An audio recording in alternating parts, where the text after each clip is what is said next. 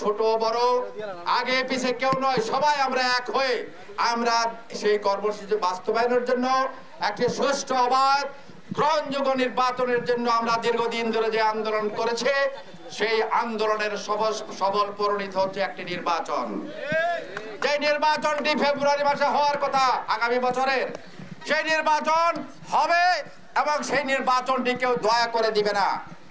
আমরা দীর্ঘ 15 বছর 16 বছর আন্দোলন সংগ্রাম করে জীবন দিয়ে রক্ত দিয়ে সেই নির্বাচনের অধিকার আমরা অর্জন করেছি। প্রিয় ভাই বোনেরা, সেই অধিকার নষ্ট করবে কেউ, সেইটা আমরা সহ্য করব না, কোনো মতে সহ্য করব না।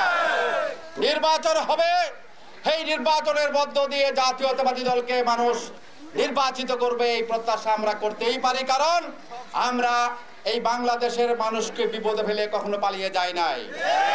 আমাদের নেত্রীও দেশ ছেড়ে যান নাই।